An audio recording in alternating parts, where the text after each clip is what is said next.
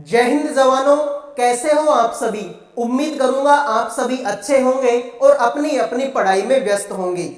आज के इस वीडियो में आप सभी को करवाने वाला हूं मैं अग्निवीर एग्जाम 2026 के लिए इंपॉर्टेंट क्वेश्चन। जैसा कि आप सभी को पता है, अग्निवीर की एग्जाम डेट आ चुकी है।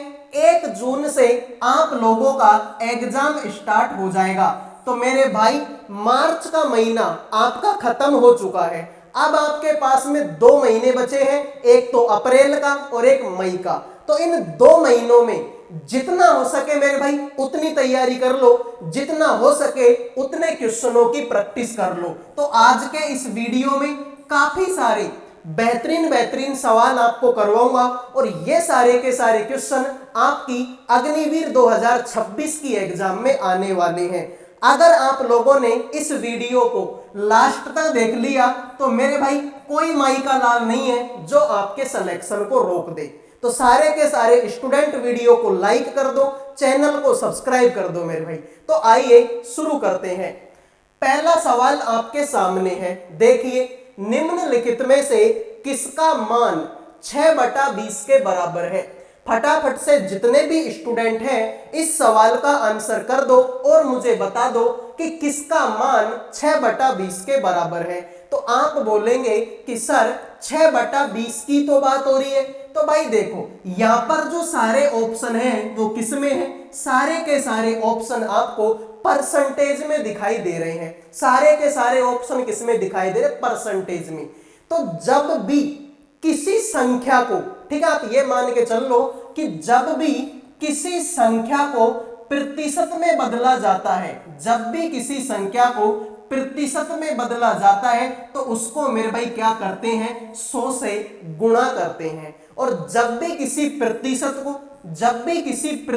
को किस में बदला जाता है, प्रतिशत को अगर संख्या में बदला जाएगा तो उसमें मेरे भाई क्या करते हैं, 100 का भाग देते हैं। उसमें क्या देते हैं, 100 का भाग देते हैं। तो यहां पर मेरे भाई ये क्या है, ये संख्या है 6/20। तो 6/20 को अगर मुझे प्रतिशत में बदलना है तो जब भी मुझे प्रतिशत में बदलना होगा तो मैं क्या करूंगा, 100 से गुणा करूंगा। तो इसको 100 से गुणा कर दो मेरे भाई। इसको अगर मैं 100 से गुणा करूंगा तो 20 एकम 20, 20 पंजो 100। तो 6 पंजो कितना हो जाएगा, 30 हो जाएगा। यही तुम्हारे सवाल का राइट आंसर है। मान लो कि वो तुमसे ये बोल दे कि बताओ 70% किसके बराबर है। बताइए भाई 70% किसके बराबर है। तो मैंने क्या बोला कि जब भी प्रतिशत को संख्या में बदला जाएगा तो हम क्या करेंगे, 100 का भाग देंगे। तो जब अगर वो प्रतिशत को संख्या में बदलाएगा तो हम इसमें क्या देंगे, 100 का भाग देंगे। तो 0 से 0 कट जाएगा, 7/10 आपका बच जाएगा। तो जब भी मेरे भाई किसी संख्या को प्रतिशत में बदला जाता है तो 100 से गुणा करते हैं, जैसे मैंने यहां पर कर दिया। और जब भी किसी प्रतिशत को संख्या में बदला जाता है तो 100 का भाग देते हैं। जैसे ये प्रतिशत था तो मैंने इसमें 100 का भाग दे दिया, ये संख्या थी तो मैंने 100 से गुणा कर दिया। तो ये कॉन्सेप्ट तुम्हारे याद रह जाएगा। बताओ याद रह जाएगा या नहीं रहेगा। ठीक है, याद रहे या नहीं रहे, करना ही पड़ेगा याद। आइए फिर अगले सवाल पर बढ़ते हैं। अगला सवाल देखो, यदि x को 6 से गुणा करते हैं और 9 घटाते हैं तथा x को 4 से गुणा करते हैं और 11 मिला देते हैं तो दोनों नई संख्या बराबर आती है, तो बताइए वह संख्या कौन सी होगी। अब जैसा जैसा सवाल में बोला है मेरे भाई वैसा वैसा कर दो। जैसा जैसा सवाल में बोला है वैसा वैसा कर दो। ज्यादा मेहनत करने की आपको कोई जरूरत नहीं है। तुमसे सवाल में बोला कि x को 6 से गुणा कर दो, तो ये तुम्हारा x है। जब इसको 6 से गुणा करूंगा तो ये 6x हो जाएगा। और 4 घटाते हैं, 9 घटाते हैं तो इसमें से मेरे भाई 9 घटा दो। फिर एक दूसरी संख्या है x, इसको 4 से गुणा करते हैं तो ये जो x है इसको 4 से गुणा करते हैं तो ये मैंने 4 से गुणा कर दिया तो 4x हो गया। और 11 मिला देते हैं, मिलाने का मतलब तो जोड़ देते हैं। तो इसमें मेरे भाई 11 जोड़ देते हैं तो दोनों नई संख्या बराबर आती है। तो दोनों संख्या आपस में क्या आती है, बराबर आती है। अब छोटी क्लासों में हमको सिखाया था कि x को एक साइड ले लो, गणित की संख्याओं को एक साइड ले लो। तो इधर को मेरे भाई क्या है, ये तो 6x है, 4x को इधर को लेके आऊंगा तो माइनस का 4x हो जाएगा। इधर को कितना है 11, ये माइनस का 9 इधर को जाएगा तो प्लस का 9 हो जाएगा। तो देख लो 6x में से 4x घटेगा तो 2x होगा, 11 में 9 जोड़ेंगे तो 20 होगा, तो 2 का भाग 20 में देंगे तो x बराबर 2 का 10। तो यही तुम्हारे सवाल का राइट आंसर हो जाएगा। तो मेरे भाई मैंने कुछ नहीं किया, बहुत सिंपल सवाल था। तुमसे ये बोला था कि x को 6 से गुणा करने पे, तो x को अगर 6 से गुणा करेंगे तो 6x हो जाएगा, और 9 घटाते हैं तो 9 मैंने इसमें से घटा दिया।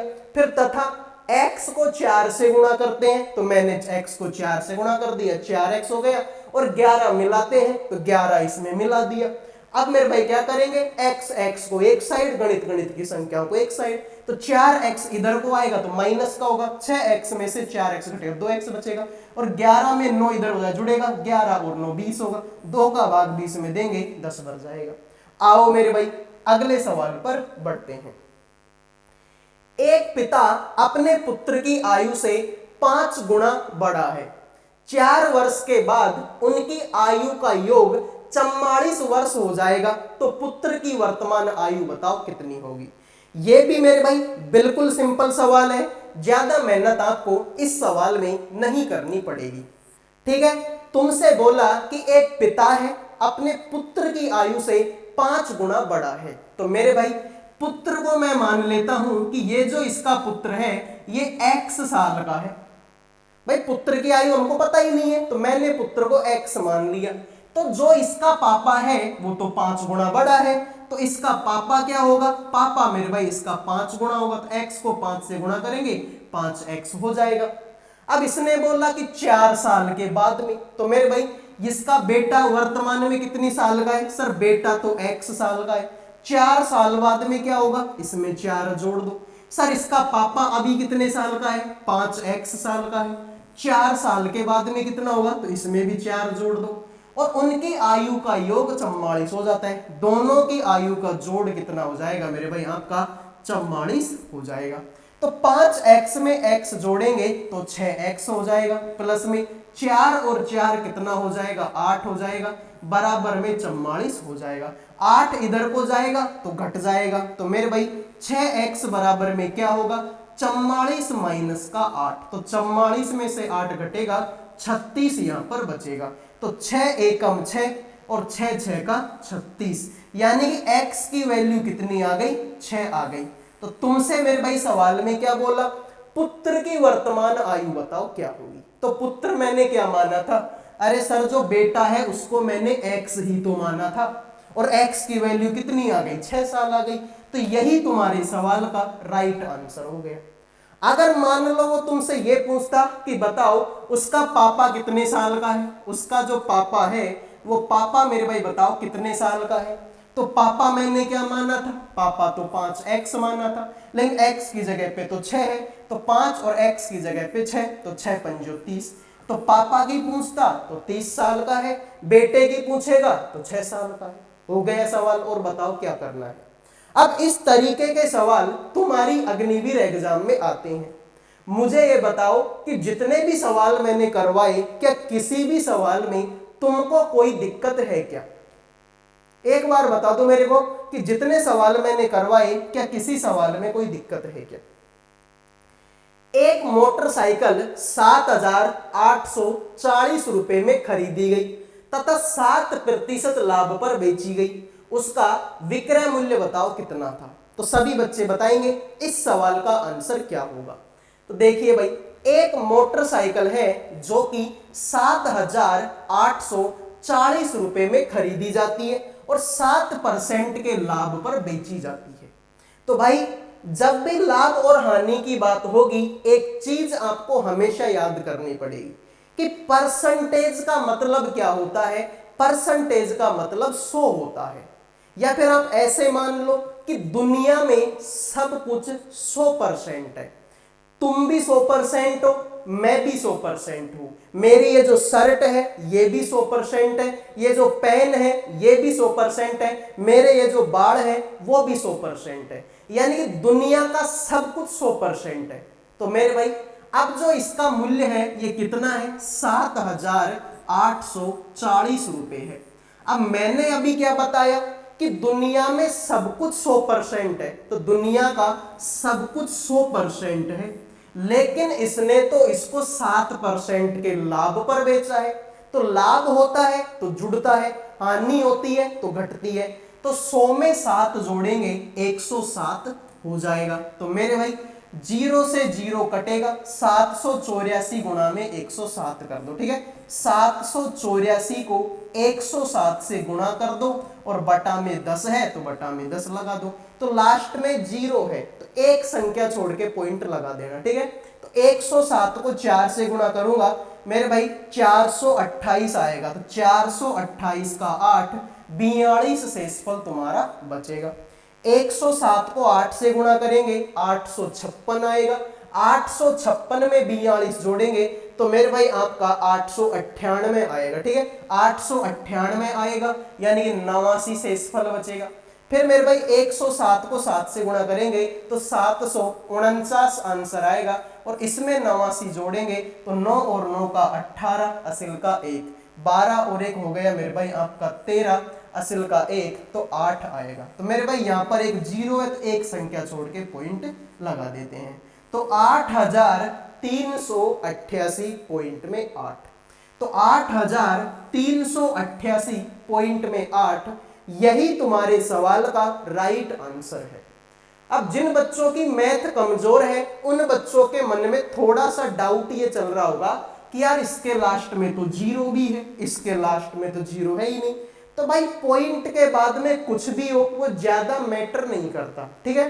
पॉइंट के बाद में कुछ भी हो ज्यादा मैटर नहीं करता, इतना तो सेम है 8388। तो यही तुम्हारे सवाल का क्या हो गया, राइट आंसर हो गया। आओ फिर अगले सवाल पर बढ़ते हैं।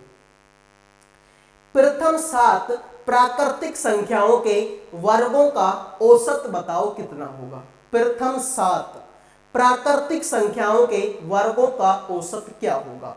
तो औसत मेरे भाई क्या होता है, आप बोलेंगे सर औसत होता है क्या, राशियों का योग बटे राशियों की संख्या। क्या होता है मेरे भाई, राशियों का योग बटे राशियों की संख्या। ये मेरे भाई क्या होता है सर, ये तुम्हारा औसत होता है, ठीक है। राशियों की संख्या ये तुम्हारा क्या होता है, ये तुम्हारा औसत होता है। तो राशियों का योग, राशियों का क्या निकालो, योग निकालो। अब ये संख्या कितनी है, 7 है और प्रथम 7, और इनका मेरे भाई क्या करना है, वर्ग करना है।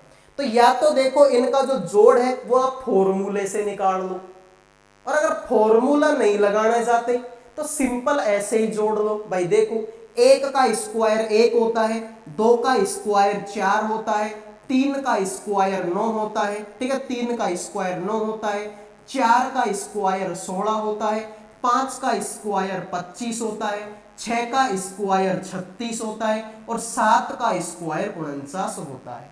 हो गई मेरे भाई 1 2 3 4 5 6 7, एक, ठीक है। इनका वर्ग करना था तो 1 का वर्ग 1, 2 का 4, 3 का 9, 4 का 16, 5 का 25, 6 का 36, 7 का 49। तो इन सबको जोड़ लो, 1 और 4 जोड़ेंगे 5, 5 और 9 14, 14 और 16 30, 30 और 25 55, 55 और 36 91, 91 और 49 140। तो सबको जोड़ने पे कितना आ गया, 140। और राशियों की संख्या, तो संख्या मेरे भाई कितनी है, 7 है। इसमें अगर 7 का भाग देंगे तो मेरे भाई 20 आंसर आएगा। यही तुम्हारे सवाल का राइट आंसर है। तो ये तो मैंने सिंपल इनको जोड़ लिया। अगर इस तरीके से नहीं जोड़ना चाहते तो जोड़ने का एक फॉर्मूला और है, वो फॉर्मूला तुमको लिख देता हूं, n प्लस में 1 2n, ठीक है मेरे भाई, 2n प्लस में 1 अपॉन में मेरे भाई 6, ये इनको जोड़ने का फॉर्मूला है। तो मेरे भाई ये कितना है, 7 है, तो n की जगह पे 7 लिख दो। तो 7 7 और 1 8, मेरे भाई 7 दूनी 14, 14 और 1 15, तो ये हो गया 15 बटा में हो गया मेरे भाई 6। तो देखो 2 का भाग देंगे 3 बार, 2 का भाग देंगे 4 बार, 3 का भाग 1 बार, 3 का भाग देंगे 2 बार, सॉरी 3 का भाग देंगे तो 5 बार, 5 चौ का 20, 20 गुणा में 7 करेंगे 140।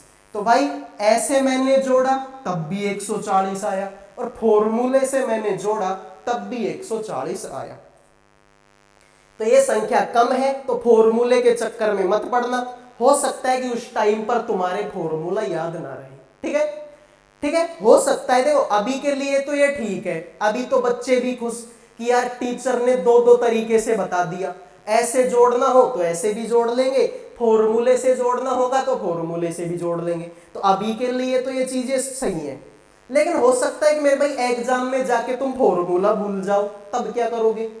तो फिर मेरे भाई ये कंडीशन मेरे हिसाब से तो ये ज्यादा बेस्ट है। अगर संख्या छोटी है तो भाई 7 है या 8 है, 9 है, 10 तक, इतने तक भी है तो फॉर्मूला लगाने की जरूरत नहीं है, और इतना ही पूछेगा, इससे ज्यादा पूछेगा भी नहीं। आओ फिर अगले सवाल पर बढ़ते हैं। यदि a अनुपात b बराबर 3 अनुपात 4 है, b अनुपात c बराबर 6 अनुपात 5 है, तो a अनुपात b प्लस में c का मान बताओ क्या होगा? तो देखते हैं आप में से कितने बच्चे इस सवाल का आंसर करेंगे।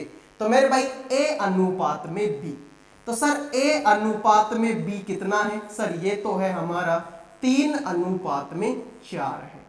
और b अनुपात में c कितना है? b अनुपात में c कितना है? 6 अनुपात में 5 है। तो यहां से अगर मैं निकालूं मेरे भाई किसका मान, a का, b का और मेरे भाई c का मान, अगर मैं इस तरीके से निकालता, ठीक है, a अनुपात b अनुपात c का मान अगर मैं निकालता हूं, तो मेरे भाई ये कितना है? 3 अनुपात में 4 है, और ये कितना है? 6 अनुपात में 5 है। तो 6 को और 5 को यहाँ पर लिखते हैं। तो भाई देखो 6 तिया 18, ठीक है मेरे भाई, 6 तिया 18, 6 चौक का 24 और मेरे भाई 5 चौका 20। ठीक है भाई, इस तरीके से इसको निकालेंगे तो 2 का भाग देंगे 9 बार, 2 का भाग देंगे 12 बार और 2 का भाग देंगे तो 10 बार। तो यहां से मेरे भाई हमको क्या पता चला कि a की वैल्यू 9 है, b की वैल्यू 12 है और c की वैल्यू 10 है। तो तुमसे क्या बोला था? a, तो a की वैल्यू कितनी है? 9 है। अनुपात में क्या बोला है? b प्लस में c, तो b को और c को जोड़ दो, 12 को और 10 को जोड़ेंगे तो 22 हो जाता है। तो 9 अनुपात में 22, यही तुम्हारे सवाल का राइट आंसर है। क्लियर है? तो तुमसे बोला था मेरे भाई कि a अनुपात b बराबर कितना है? 3 अनुपात में 4, और b अनुपात c बराबर कितना है? 6 अनुपात में 5। तो तुमसे बोले भाई a अनुपात b अनुपात c का मान निकालो। तो कैसे निकालते हैं कि भाई देखो ये तो a अनुपात b हो गया और ये b अनुपात c हो गया, दोनों गुणा करेंगे, 6 तिया 18 होता है, 6 चौक का 24 होता है और 5 चौका 20 होता है। 2 का भाग देंगे 9 बार, 2 का भाग देंगे 12 बार और 2 का भाग देंगे 10 बार। तो यहां पर बोला है मेरे भाई a की वैल्यू 9 है, तो a की वैल्यू 9 हो गई। अनुपात b प्लस में c, तो b की वैल्यू 12 है, c की वैल्यू 10 है, तो 12 और 10 जोड़ेंगे तो 22। तो यही तुम्हारे सवाल का राइट आंसर हो जाएगा। आओ मेरे भाई अगले सवाल पर बढ़ते हैं। यदि दो बेलनों की त्रिज्याओं का अनुपात 3 अनुपात में 2 है और उनकी ऊंचाई का अनुपात 4 अनुपात में 3 है, उनके आयतन का अनुपात बताओ क्या होगा? तो सर बेलन का आयतन क्या होता है? बेलन का आयतन होता है मेरे भाई, देखो ये तुम्हारा पहले वाला बेलन है, ठीक है, पहले वाले बेलन का, ठीक है, बेलन, ठीक है, ऐसे कर लो कि मेरे भाई फर्स्ट बेलन का आयतन, ठीक है भाई, फर्स्ट बेलन का आयतन बटे में मेरे भाई क्या करना है? सेकंड बेलन का आयतन, ठीक है मेरे भाई, सेकंड बेलन का आयतन, सेकंड बेलन का आयतन, इन दोनों आयतनों का क्या निकालना है? अनुपात निकालना है। तो बेलन का अनुपात आयतन होता है पाई r स्क्वायर h। तो देखो 2 है तो एक बार तो मैं बड़ी त्रिज्या और बड़ा h ले लेता हूं, और एक बार लेना है मेरे भाई आपका छोटा वाला ले लो, पाई r स्क्वायर h, ठीक है। अरे बेलन छोटा हो चाहे बड़ा हो, आयतन तो सेम ही होगा, पाई r स्क्वायर h, पाई r स्क्वायर h। तो मेरे भाई ध्यान से देखो, पाई से तो पाई कट गया। यहां पर मेरे भाई त्रिज्या कितनी है, 3 है, तो 3 का स्क्वायर करना है।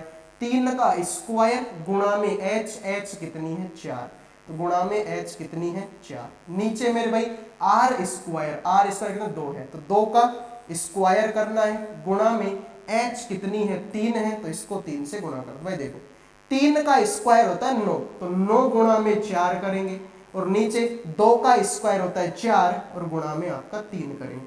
4 से 4 कटेगा, 3 एकम 3 और 3 तिया 9, 3/1। यही तुम्हारे सवाल का राइट आंसर हो जाएगा। क्लियर मेरे भाई? तो आपसे बोला था कि 2 बेलन है, उनकी त्रिज्या का अनुपात है 3:2, यानी एक बेलन की त्रिज्या तो 3 है और एक बेलन की त्रिज्या आपकी 2 है, और उनकी ऊंचाई मेरे भाई, एक की ऊंचाई 4 है और एक की ऊंचाई 3 है। तो बेलन का आयतन होता है पाई r स्क्वायर एच, तो दूसरे का भी वही होगा पाई r स्क्वायर एच। तो पाई से तो पाई कट गई, पाई तो सेम है, इसकी भी 22/7, ये भी 22/7, तो पाई तो सेम होता है इसलिए कट गया। अब इसकी त्रिज्या देखो, इसकी त्रिज्या कितनी है 3, तो 3 का क्या करना है स्क्वायर, तो 3 का स्क्वायर हो गया 9, और ऊंचाई इसकी 4 है, तो 9 गुणा में 4। इसकी देखेंगे r स्क्वायर, इसकी त्रिज्या 2 है, तो 2 का स्क्वायर 4 और ऊंचाई मेरे भाई 3 है, तो 3 से गुणा कर देंगे। 4 से 4 कट गया, 3 एकम 3, 3 तिया 9, 3/1। यही तुम्हारे सवाल का राइट आंसर हो जाएगा। आओ मेरे भाई अगले सवाल पर बढ़ते हैं। अगला सवाल तुम्हारे सामने है, निम्न में से x का मान बताओ क्या होगा। अब जिस बच्चे को थोड़ी बहुत भी मैथ आती है ना मेरे भाई, वो क्या करेगा, इस सवाल का आंसर कुछ ही सेकंडों में निकाल देगा, यानी ऑप्शनों को देख के ही निकाल देगा वो। अरे तुम्हारे सामने बोला गया है कि भाई x का स्क्वायर है माइनस का 16x है प्लस का 63 है बराबर में 0 है। तो छोटी क्लासों में तुमको क्या पढ़ाया गया था, छोटी क्लासों में यही तो पढ़ाया गया था कि ये जो बीच का 16 है, इस 16 के ऐसे टुकड़े करो कि जोड़ने घटाने पे तो 16 आए और गुणा करने पे 63 आए। अरे यही तो पढ़ाया था छोटी क्लासों में, चौथी पांचवी क्लासों में यही तो पढ़ाया था हमको कि जो बीच वाली संख्या है उसके ऐसे टुकड़े करो कि जोड़ने घटाने पे तो बीच वाली संख्या आई और गुणा करने पे लास्ट वाली संख्या आई।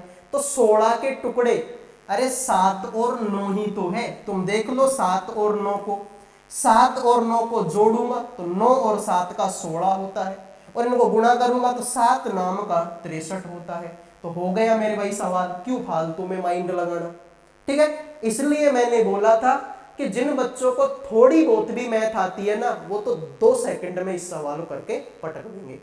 आइए अगले सवाल पर बढ़ते हैं। एक चुनाव में ए, बी और सी ने कुल मिलाकर 2000 मत प्राप्त किए। ए और सी ने मिलकर 1500 मत प्राप्त किए, बी और सी ने मिलकर 800 मत प्राप्त किए, तो सी द्वारा प्राप्त मतों की संख्या बता दो कितनी है। तुमसे बोला गया कि भाई ए प्लस बी प्लस सी तीनों ने मिलकर आपके 2000 मत आपके प्राप्त किए हैं। फिर यहां से तुमसे बोला कि ए और सी ने मिलकर 1500, तो ए प्लस में सी ने मिलकर कितने प्राप्त किए हैं, 1500 मत प्राप्त किए हैं। तो यहां से अगर मैं इन दोनों को घटा दूं तो कैसा होगा मेरे भाई, देखो इन दोनों इक्वेशनों को मैं घटा रहा हूं, तो देखो ए से तो ए कट जाएगा, सी से सी कट जाएगा, तो यहां पर बचेगा क्या, सिर्फ बी बचेगा, और 2000 में से 1500 घटाऊंगा तो यहां पर बचे कितना, 500। भाई 2000 में से 1500 घटाऊंगा तो 500 ही बचेगा, यानी बी को टोटल मत कितने मिले हैं, 500। यहां पर बोला कि बी और सी ने तो 800 मत प्राप्त किए, यानी कि मेरे भाई बी प्लस सी ने तो 800 मत प्राप्त किए हैं। अब दोनों ने 800 प्राप्त किए हैं, अब बी के तो 500 हैं, तो बी के तो मेरे भाई कितने हैं, 500, तो बाकी के 300 किसके होंगे, सी के होंगे। अरे 500 और 300 मिलकर ही तो 800 बनेंगे, 500 और 300 दोनों मिलकर ही तो 800 बनेंगे। तो इसने अगर 500 प्राप्त किए हैं तो सी ने 300 प्राप्त किए होंगे, तो सी द्वारा मतों की संख्या कितनी है, 300 है। यही तुम्हारे सवाल का राइट आंसर है। उम्मीद करूंगा भाई ये सवाल भी समझ में आ गया होगा। अगले सवाल को देखते हैं। यदि 5x प्लस का 4 बराबर 3x प्लस का 8 है तो x का मान बता दो कितना होगा। ठीक है, आपसे बोला है 5x प्लस का 4, 5x प्लस का 4 इक्वल टू 3x प्लस का 8 है। तो मेरे भाई वही छोटी क्लासों में सिखाया था कि x को एक साइड ले लो, गणित की संख्या को एक साइड ले लो।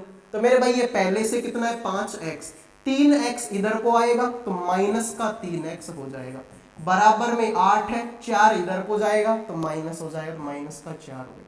5x में से 3x घटा तो 2x हो गया, 8 में से 4 गया तो 4 बचा, 2 एकम 2, 2 दूना 4, x बराबर में क्या हो गया 2 हो गया। यही तुम्हारे सवाल का राइट आंसर है।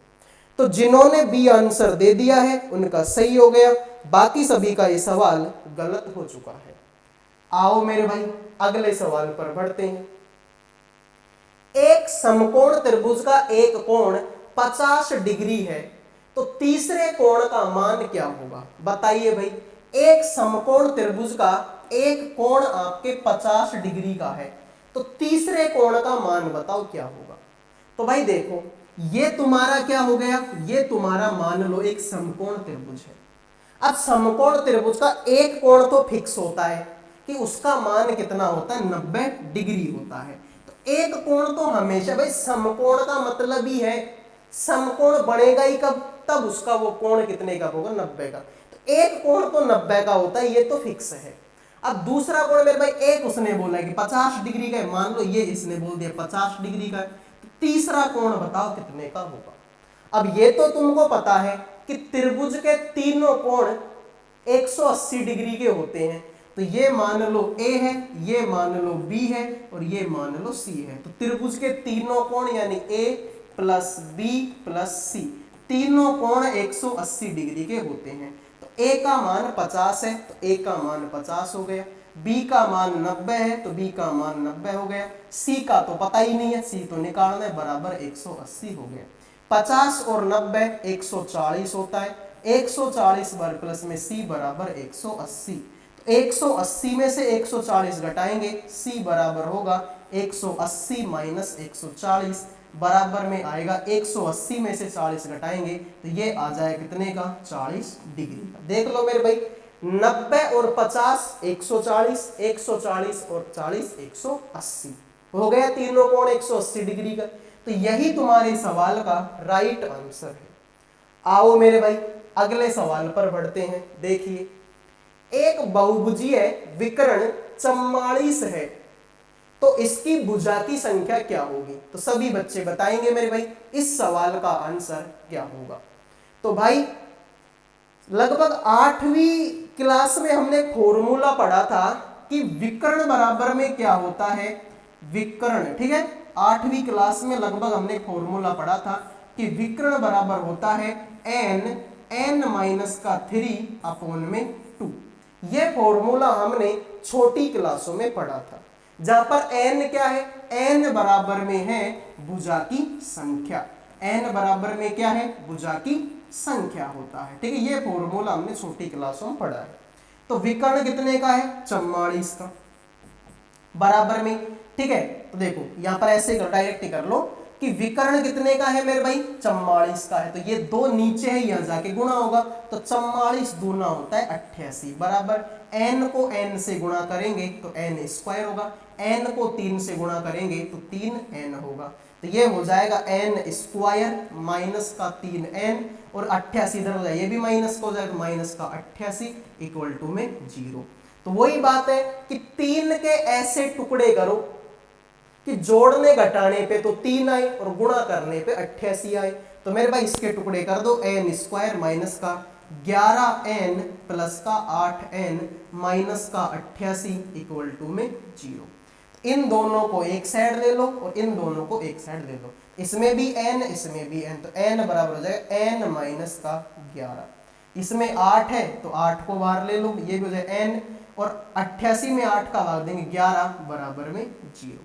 एक बार तो इन दोनों के बराबर में 0, यानी n प्लस का 8 इक्वल टू 0, तो n बराबर में 8 इधर हो जाएगा, माइनस का हो जाए माइनस का 8 हो गया।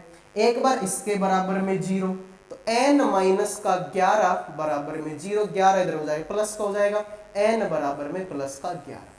अब भुजाओं की संख्या माइनस में तो हो नहीं सकती भाई, भुजाओं की संख्या माइनस में कैसे होगी, तो भुजाओं की संख्या माइनस में तो हो नहीं सकती, तो ये तो गलत है, तो प्लस का आंसर आएगा। यही तुम्हारे सवाल का राइट आंसर हो जाएगा। तो भाई देखो मैंने क्या किया है, छोटी क्लासों में हमने फॉर्मूला पढ़ा था कि विकर्ण बराबर में होता है n(n-3/2। तो विकर्ण कितना है, विकर्ण तो 44 है, 2 यहां जाके गुना होगा, तो 44 दूना 88 हो गया।